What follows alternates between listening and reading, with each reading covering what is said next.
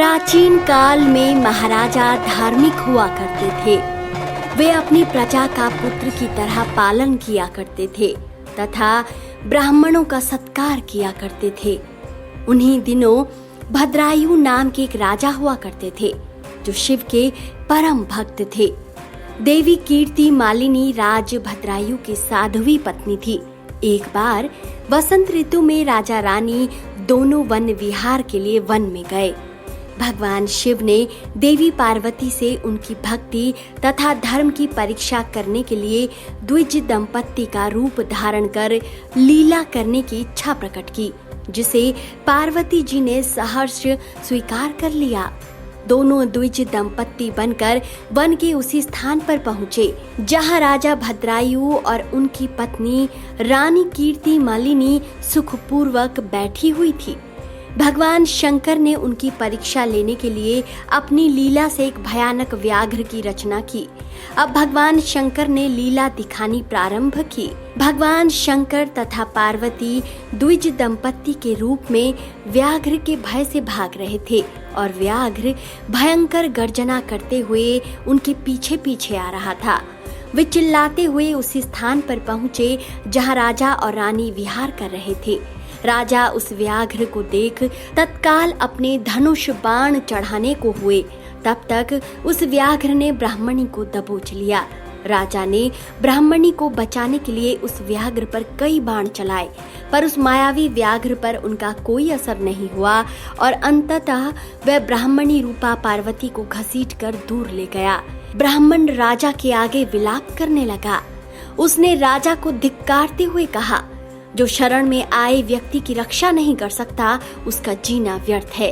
राजा अपराध बोध से बाहर गया। उसे अपना जीवन व्यर्थ लगने लगा और ब्राह्मण से क्षमा मांगते हुए सब राजपाठ ब्राह्मण को देने की बात कहने लगा। मगर ब्राह्मण रूपी शिव ने उसकी परीक्षा लेते हुए इसे त्याग दिया। उन्होंने कहा, जब मेरी पत्नी ही संसार में नहीं रही तो मेरे लिए यह माया व्यर्थ है। इसके बदले आप अपनी पत्नी मुझे प्रदान कीजिए, तभी मेरे प्राण बच सकते हैं। यह सुनकर राजा भद्रायु अवाक रह गए। उन्हें महाआश्चर्य हुआ। उन्हें समझ नहीं आया कि वह क्या करें, पर उन्होंने निश्चय किया कि ब्राह्मण के प्राणों की रक्षा न करने से महान पाप होगा। अतः उन्होंने पत्नी का दान करके अग्नि में प्रवेश कर जाने का निर्णय लिया।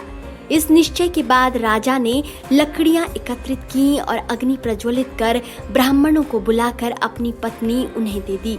इसके बाद जैसे ही राजा भद्रायु चिता में प्रवेश करने के लिए आगे बढ़े, त्यों ही लीलाधारी शंकर अपने साक्षात शिव रूप में प्रकट हो गए। अपने आराध्य शिव को सम्मुख देख राजा भद्रायु के आनंद की सीमा न रही। वे बार बार प्रणाम करते हुए अनेक प्रकार से उनकी स्तुति करने लगे। उस समय आकाश से पुष्प वर्षा होने लगी। देवी पार्वती भी वहां प्रकट हो गईं। भगवान शिव ने राजा को इस लीला का संपूर्ण रहस्य समझाया और कहा, तुम्हारे धैर्य को देखने के लिए ही मैंने तुम्हारी पत्नी को मांगा था। तुम्हारी पत्नी कीर्ति मालिनी और तुम्हारी भक्ति से हम प्रसन्न हैं। कोई वर मांगो।